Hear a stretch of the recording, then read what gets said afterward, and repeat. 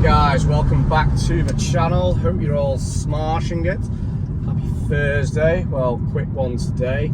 So after 6 months of owning the f32 435i, what does me head in? What annoys me?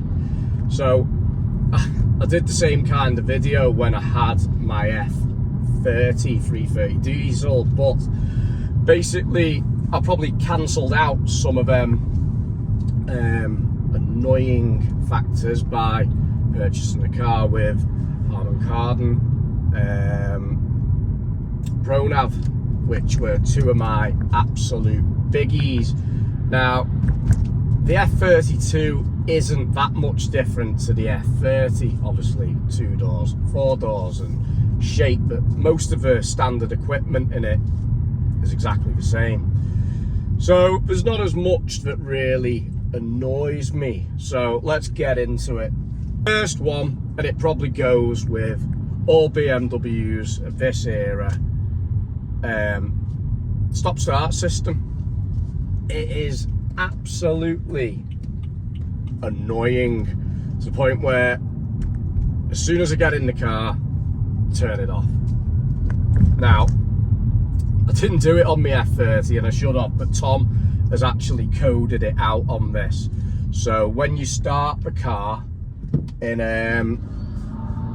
comfort, obviously it goes to comfort first, it's off. So I can get in the car and drive, and stop start is not engaged.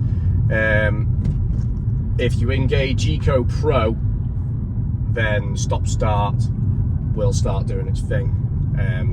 But not as annoying now, but it's better now it's been coded out. Right guys, the second one that annoys me is the seatbelt feed. Obviously this is pretty much only in the coupes, and with it being pillarless, which it isn't really pillarless, so not like the Mercedes, there's a big massive pillar there, so I don't quite get it. Anyway, my bad, it's not pillarless. So the second one, the seatbelt feed, it really annoys me. Sometimes it works, other times it doesn't. Probably 8 times out of 10 it works, and the rest of the time you've got to be like Stretch Armstrong and basically dislocate your shoulder to get it, which is quite annoying. Again, petty, but it annoys me. BMW should have that so it works every single time, not just when it feels like it. This way. What are you doing?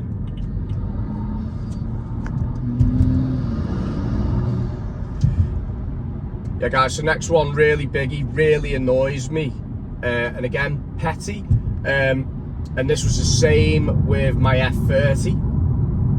So it's not just specific to this car, and I don't know if it's specific to Apple users. You know, drop in the comments please for this. People with Samsungs, Bluetooth, and it's not kicking over to the phone call, it's listening to music. Now, I get in the car and I accept there's a kick over point where, you know, the car's going right, you know, connection, blah blah blah. But sometimes it just doesn't connect. I have to go into the settings, disconnect Bluetooth, repair it with the phone, and then sometimes it doesn't even work. Then sometimes the songs are playing fast, and it like gets itself in a proper hissy fit. I don't know if that's just old technology now, but the same thing used to happen in my f30 330D. So I don't know if anyone else has that problem. Let me know in the comments, but you know, Bluetooth's been about for a while. I find it quite annoying. Right, the next one guys,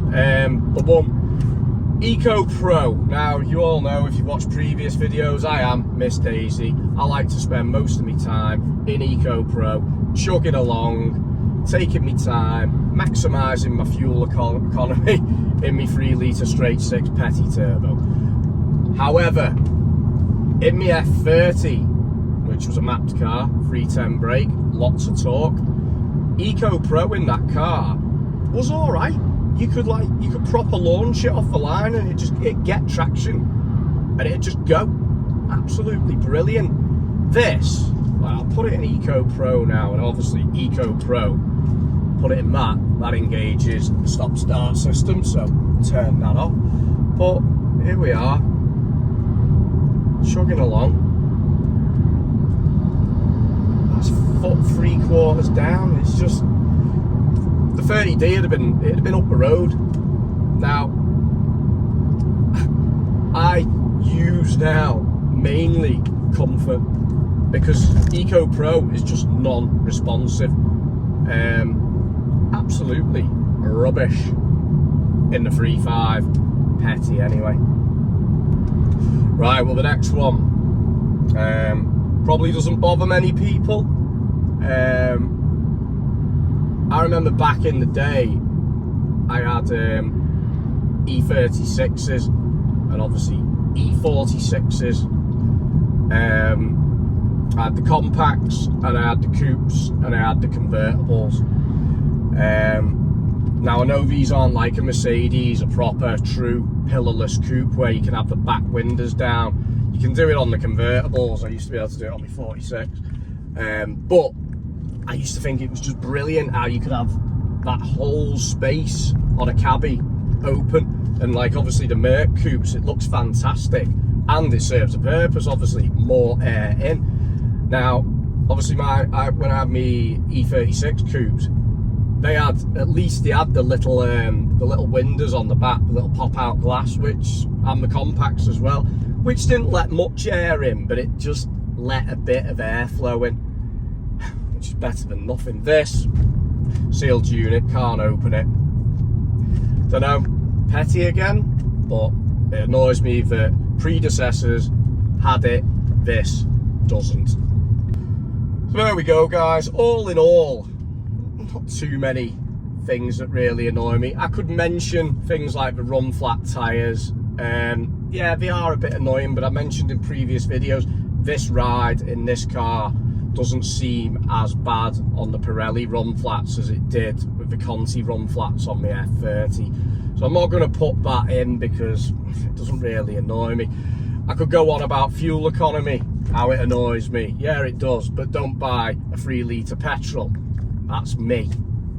So all in all, not too bad. They're just a few of my little niggles after 6 months of ownership of the 435.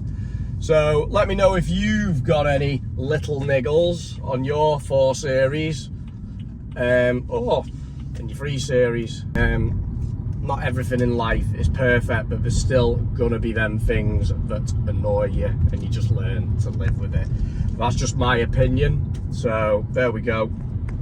Let me know what your issues are with your 4 Series or your 3 Series. Drop in the comments, and as usual, remember, like and subscribe, and I will catch you in the next one. Take it easy.